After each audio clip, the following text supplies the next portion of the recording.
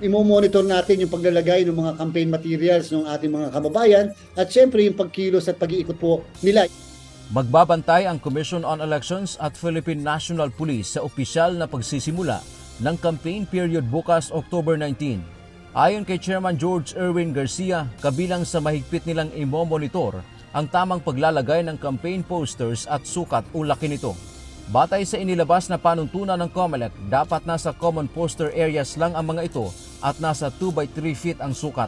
Kabilang sa mga lugar na maaring maglagay ng campaign materials ay sa mga plaza, pamilihan, barangay centers at iba pang kaparehong mga lugar. Dagdag pa ni Chairman Garcia, lahat ng illegal ay hindi sila mag-aatubili na ito ay baklasin. Kung ito naman ay nasa private property, susulatan pa rin nila ang kandidato para tanggalin ito. Sa urgent memorandum na inilabas ng COMELEC kamakalawa, ang nationwide Operation Baklas ay gagawin kaagad sa October 20. Susundan muli ng pagbabakla sa October 27 o isang araw bago matapos ang campaign period.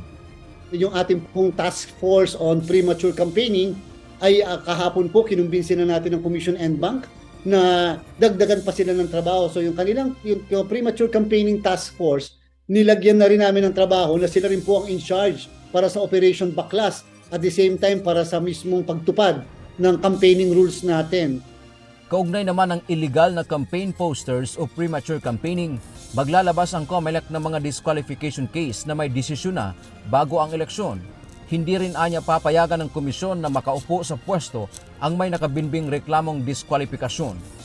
Mga 30 cases yung malalabas natin kasi nga di ba ang gusto po natin yung mga nakafile sa kasalukuyan ma-resolve yung mga yan kahit sa level ng division before October 30. Pero at the same time din, kung sakasakaling makapag-motion for reconsideration yung iba o yung iba naman ay hindi pa nadidesisyonan, again, pwede po namin isuspend ang kahit na kaninong proklamasyon pagka sila ay nanalo.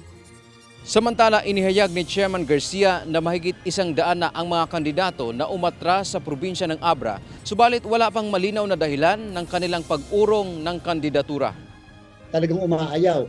Kung tinatakot o hindi, wala po kasi kaming ebidensya so far and therefore nakikipag-coordinate tayo sa DILG at saka sa Philippine National Police. May mga guro din na umatras na magsisilbi sa eleksyon pero ang dahilan umano ay kamag-anak ng kandidato. Dante Amento, UNTV, News and Rescue. Diyos ang aming sandigan, serbisyo publiko, ang aming pinahahalagahan.